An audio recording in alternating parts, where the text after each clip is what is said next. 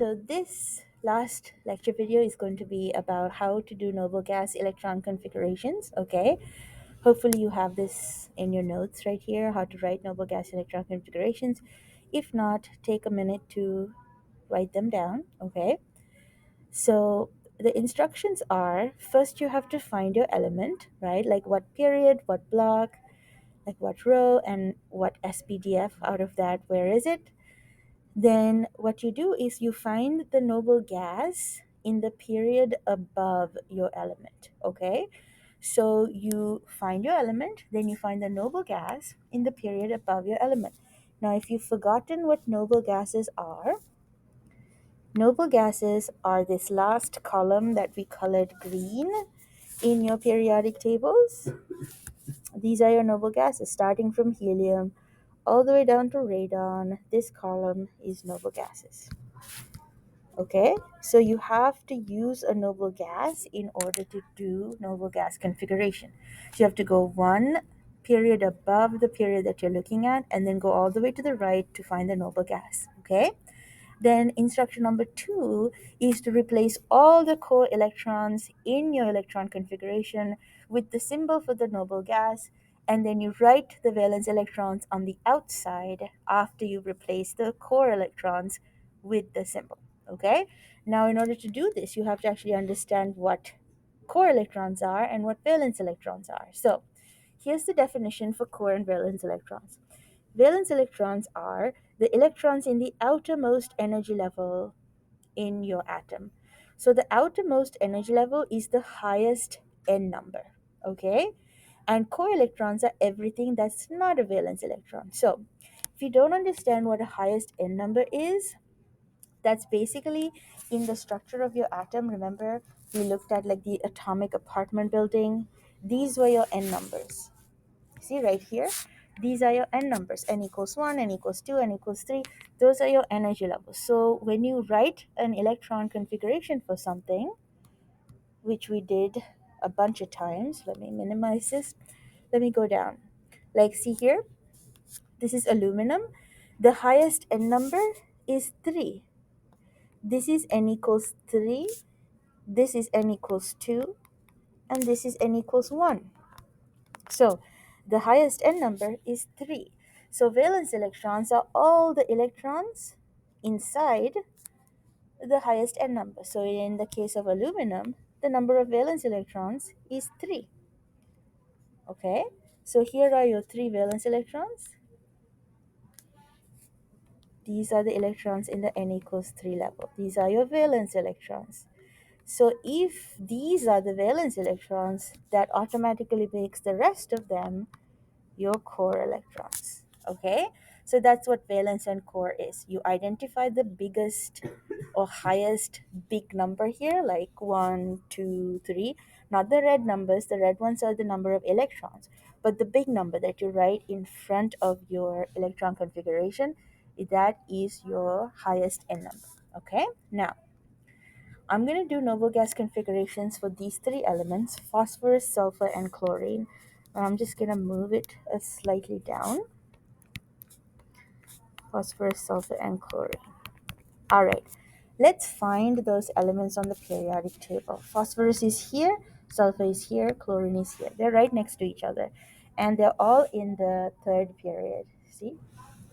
They're all in the 3rd period. They're all in the P block. Okay? So they will all end in 3P. Right? So 1s, 2s, 2p, 3s, 3p. For sulfur as well, 1s, 2s, 2p, 3s, 3p, 1s, 2s, 2p, 3s, 3p. And if you're like, where is Miss J getting all these 1s, 2s from? I'm getting them from the Aufbau order. Remember this diagram? 3p is where I'm ending. So if that's my stopping point, I start here, 1s, 2s, 2p, 3s, then 3p. Okay, that's the order. You read it from the back of the arrow to the front. Okay, now I got to distribute the electrons in these 3 things. Phosphorus has 15 electrons, so I'm going to do 2, 2, 6 in the P, 2, and then 3p3. That's 15.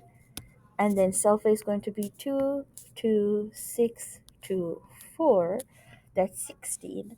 And then chlorine is going to be 2, 2, 6, 2, 5.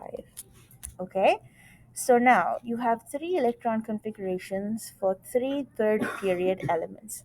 Now, let me erase some of this stuff so that we can, whoops, mistakes. Let me erase this so that I can show you where the noble gas is. Okay, so remember I said you have to go to the period above and all the way to the right. So this is phosphorus, sulfur, and chlorine. Then the third period, if I go period above and all the way to the right, the noble gas I'm looking for is neon. So before we do anything, look at neon's electron configuration. Neon is in the second period in the p block, second period p block. So it ends in 2p, so I need 1s, 2s, 2p. Okay? I'm going to write neon's electron configuration. 1s, 2s, 2p. Let's distribute electrons. Neon has 10 electrons, so 2, 2, 6. Okay?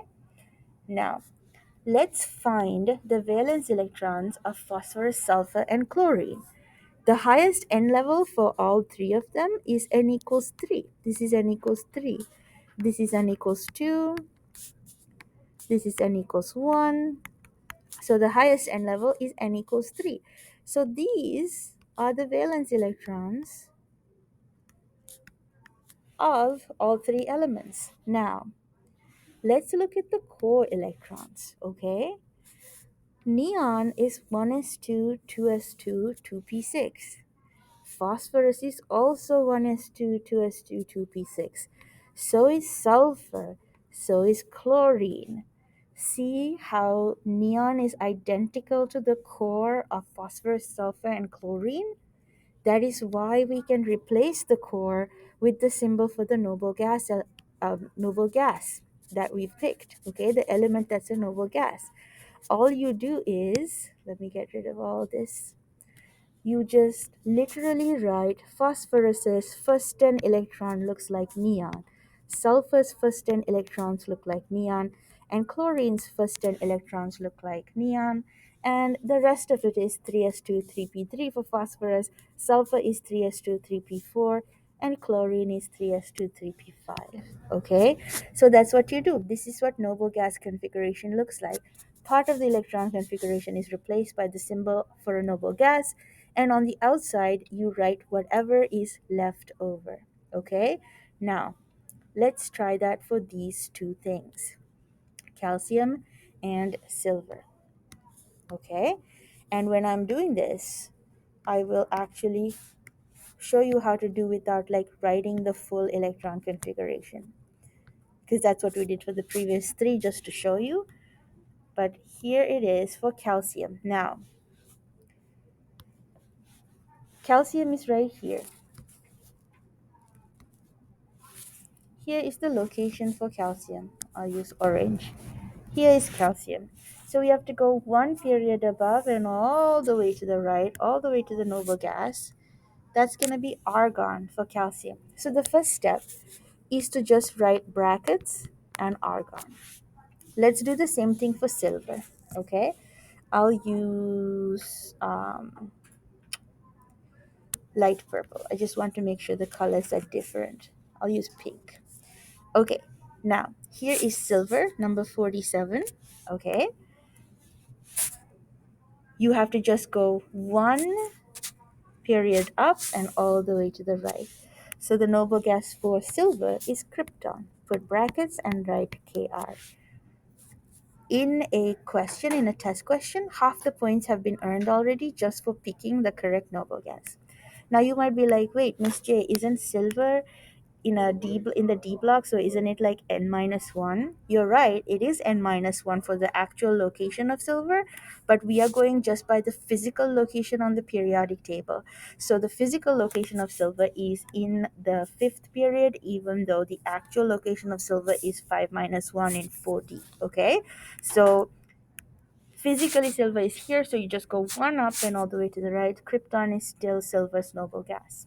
Okay, now let's write what's left for calcium. So here's what you do. You first find the stopping point for argon. Okay, argon is in the third period in the P block. So the stopping point for argon is 3p. I'll use orange. 3p. That's the stopping point for argon. What this means is all the way up to and including 3p, you don't have to write any of those. So you don't write 1s, you don't write 2s, you don't write 2p, don't write 3s, and you don't write 3p. Now, let's find the stopping point for calcium. Calcium stopping point is fourth period S block. Oops. Fourth period S block. So, look, that's all that's left. This is calcium stopping point. We got to write that for S. Everything else is represented by the argon. Argon has 18 electrons. Calcium has 20 electrons. So in here are 18 electrons. I only have 2 left, and those 2 will go over here, 4s2. Now I just made a note here just for myself that there were 18. You shouldn't actually do that, okay? Now the next one is silver. So krypton is silver's noble gas. We already said that. Now let's look at krypton's stopping point on our alphabet order. Okay, krypton is in the fourth period. It's 4p, right? Fourth period p block. So 4p is where I stop for krypton. So that means everything above 4p I don't write. 1s, 2s, 2p, 3s, 3p, 4s, 3d, 4p I don't write. Now let's see what's left over. You have to figure out what silver's stopping point is. Silver is in physically the fifth period, but because it's in the D block, it's 5 minus 4. Silver is in 4D. Okay, this is the 4D area. So on our Aufbau diagram, here is 4D. I have to write all the orbitals up to 4D. So after 4p was the last thing I crossed out, I have to write 5s. Then after 5s, I have to write 4D. Okay, so 5s and then 4d. 4d is where I stop. Now, silver has 47 electrons and krypton has 36. So I have 11 left to distribute. Out of the 11, S can hold 2, and then D will hold 9. So silver's noble gas configuration is krypton 5s2 49. Okay? Now I want to show you something else in the periodic table. Let me just quickly erase these. Alright, let's make the periodic table a little bit bigger. And we know silver is krypton, colon, krypton 4s2 3d, no, sorry, 5s2, whoops. 5s2 3d9, right? So keep that in mind. I'm going to make this screen bigger. There we go. Okay, now look, silver is right here. Okay, let me get rid of this extraneous dots and whatnot. It's a little bit distracting. All right, so silver is there, krypton is here, right? Krypton ends in 4p block 4p6, right? 1 2 3 4 5. This is the sixth column, so fourth period p block sixth column, right? Then we move on to the fifth period. This is S1, this is S2. So 5s2, then 5 minus 1 is 4d, 1, 4d2, 4d3, 4d4, 4d5, 4d6, 4d7, 4d8, 8, and 4d9. See how that ended exactly where it was supposed to? This is 4D, the ninth column of the 4D. Oop, look at what I wrote. This is supposed to be 4D9. Okay, so 5s2 is right here, then 4D9 is right here. So if I wanted to write for something else without looking at all, how can I erase this? All right, let's clean up this periodic table and I'll do one more. Okay, let's pick an element at random. Let's do nickel. Okay, nickel's noble gas is argon because it's all the way up, one up and all the way to the right. So nickel is going to be argon, close brackets. Then I'm not even going to consult my alphabet. I'm just going to look at the periodic table only. Argon ends in 3p6. After 3p6 comes 4, 4s1, 4s2. So I'm going to write 4s2. And then 3d, because that's 4 minus 1 is 3d, 1, 3d2, 3d3, 3d4, 3d5, 3d6, 3d7, 3d8, 3d8. That's it. I didn't consult my alphabet order. I didn't do any of that. I could just use the periodic table 4s2, 3d8. Okay? Now, let's try another problem. Let's do zinc. Okay? I'm going to do zinc over here without anything. Okay? So, zinc. Zinc is right here, which means its noble gas is argon again. That's argon because it's one up and all the way to the right. One up and all the way to the right. Argon. Okay? So, argon. Then, these are some extra problems. If you got this, you don't have to keep watching, but if you don't, probably should. So, there is zinc's noble gas. That is 3p6, right? It's in the third period, in the P block, in the sixth column. That's the ending point for argon. Now, after that, I have 4s1 and s2. This is 4s1, 4s2. So I'm going to write 4s2. Then I'm in the 3D column. This is the 3D, not column, 3D row. This is the 3D row. This is 3D 1, 2, 3, 4, 5, 6, 7, 8, 9, 10. So I'm going to write 3D10. You good? Yeah. All right. You can just leave it. All right. So now I have 3D10. What is it? Which one? Just put it right here. We have 3D10. Okay. Now, I've already done the noble gas configuration. Let's see what happens when we do the long form. Okay. Zinc's stopping point is 3D. So I have to write everything up to 3D if I do the complete electron configuration. We're going to do all three different types here. Okay. So zinc is 1s, 2s, 2p, 3s, 3d. Whoops. Mistakes. 3s, 3p, 4s, 3d. Okay. 1s, 2s, 2p, 3s, 3p, 4s, then last one is 3d. Okay. 30 electrons to distribute because zinc has 30. 2 here, 2 here, 6 here, 2 here, 6 here, 2 here, 10 here. 3d10. Hey, look, it's ending in 3d10. Now, orbital diagram. Every s gets one box. So 1s, 2s. This is going to be 2p. This is going to be 3s. This is going to be 3p. This is going to be 4s.